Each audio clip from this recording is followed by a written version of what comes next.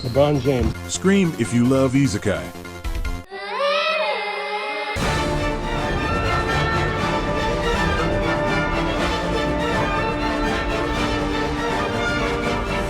Hello and welcome. Isekai. It's a genre of anime that I can't seem to break myself away from for the exact same reason that dads watch the PGA Tour, or why middle-aged women read romance novels. We all enjoy our easily accessible escapism fantasies, and this is a perfect season to do so. Konosuba Season 3, Reincarnated as a Slime Season 3, and Mushoku Tensei Season 2 returns, bringing 3 of the greatest isekai ever in the same season. However, I'm not going to talk about any of these here. So instead, let me go over 4 isekai that you probably don't care about airing right now, which is why you should join me as I continue my journey to discover the perfect anime. Starting off with Chillin in Another World with level 2 super cheap powers. Here are MC Banana. Hey, you're going to dinner! Make sure you think Butters up! Man, I was so close. Is a traveling merchant living in the magical fantasy kingdom of North Dakota. Summoned by, hold on, let me get the checklist. No. Aha, that one. And is brought to the magical fantasy kingdom of South Dakota. He's not the only one isekai though, but he lacks the stats to be the main character, so he's banished to the outside world, forced to live shunned from society. Here's where he learns all of his magical talents he's now acquired after leveling up once, including the very spell needed to become his own Discord kitten. However, he finds out that just about everyone here wants him dead on day 1, including this demon wolf girl, and after a short battle she, well, changes her mind.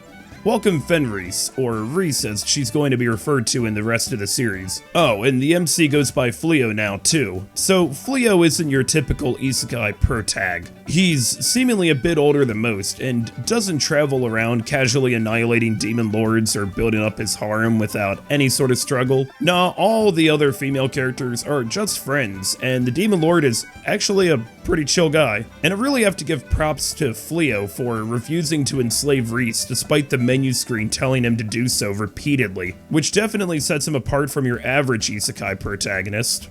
But the biggest strength of this series is the relationship between Reese and Fleo themselves. And let's be honest, Reese is hard carrying this series. I know that because the opening is just her dancing and singing about how much she loves her husband. And if you think that this would get me to watch the show, then you're goddamn right. We've seen an uptick in slow life isekai or just fantasy in general anime lately, and I can understand why. Who wouldn't want to be isekai like this? But that's fine by me. Sometimes I just want to sit back, relax, and watch our favorite wolf girl and traveling merchant anime coming out on Mondays this season.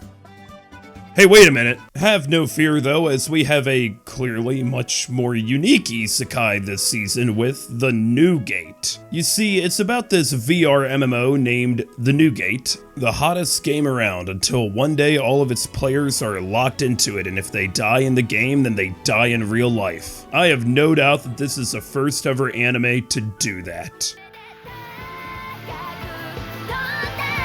Okay, the actual video game part of this anime is over in like 3 minutes. I was actually kinda hoping we get more development of the game itself, since the only mechanics worth of note is that one of the playable races is named Lord, which must have made this a perfect video game for Fire Emblem fans. But while all the other noobs are getting bodied by tutorial level enemies, the main character, Shin, solos the final boss relatively easily, which makes me wonder why this was an MMO if he did it all himself, but whatever. And then everyone goes home. Except for Shin, he's just stuck there. Forever. But hey, knowing the plight of the average Japanese salaryman, I would imagine that being forever trapped in a video game is the preferred salvation from the yoke of workplace exploitation. So Shin wakes up 500 years later and finds out he's the only one of his kind left. Now, when it comes to measuring isekai, there are multiple ways to do so, and all are entirely valid. But I prefer to measure my isekai through the most standardized and scientific process. That being the boar fight. Never heard of it? You see, every isekai can be measured by how well characters fight boars, like they're leveling in World of Warcraft. Mushoku Tensei, for example, the iconic boar fight involving Sylphie using her magic as a form of desperation, so she doesn't fall to her death, and in the process saving the life of Princess Ariel, whom she will serve as her retainer moving forward. An emotional and dramatic moment that is used to tie together missing events from Season 1 to Season 2. Here though, the boar fight goes like this.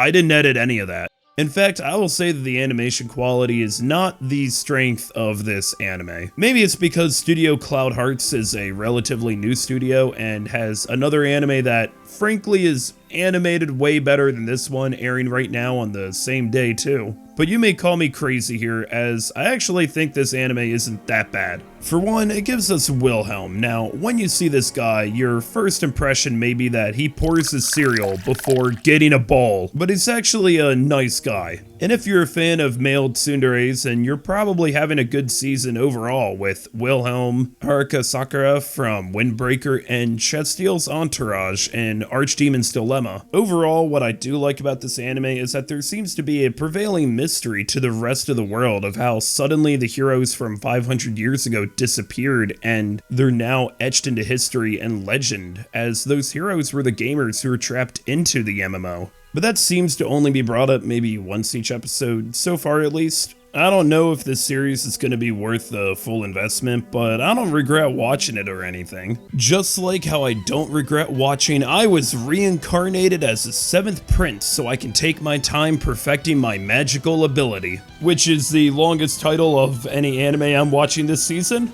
Okay, you may have heard about this anime already because, bruh, I haven't seen this many people get into a tizzy over a femboy since Felix Argyle. And it's not like the anime holds anything back either. It's as if the studio looked at Mushoku Tensei fans on Twitter and said, "Aha, lollicots, you're eluding my emotos!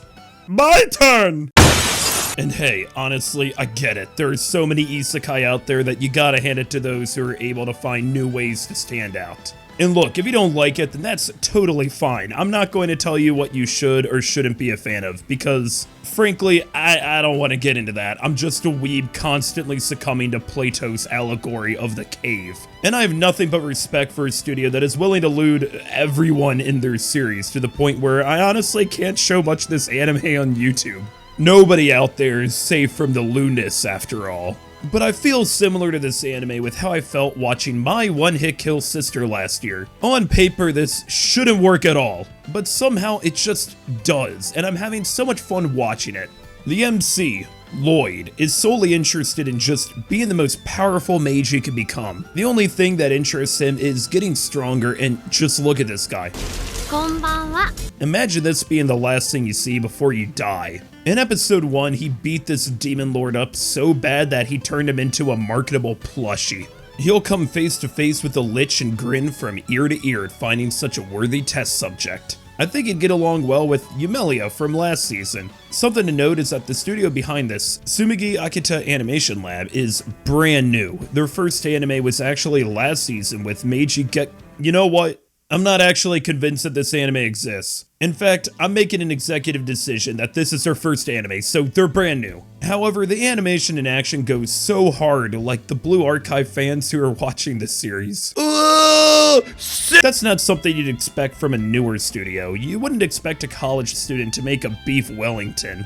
But from what I've gathered, the studio doesn't have any production assistants, uses the animatic process rather than storyboarding, and does everything in-house as well as being experimental in other ways with the animation process. This series makes me more interested in what this studio produces in the future too, and 7th Prince has been so much fun to watch. But it's not the isekai I've been having the most fun watching this season, as that would be Henji no Salad Bowl, or a salad bowl of eccentrics. This anime is a mess, but it's a beautiful mess. It starts with the princess Saradi Odin getting isekai'd from her fantasy world to the real world in the middle of Gifu City. a city I have no doubt that you've heard of before. She meets up with Sosuke, a self-employed detective, and the two form a powerful bond akin to father and daughter, brother and sister, detective and officer, 30-year-old Weiji and his gremlin mascot.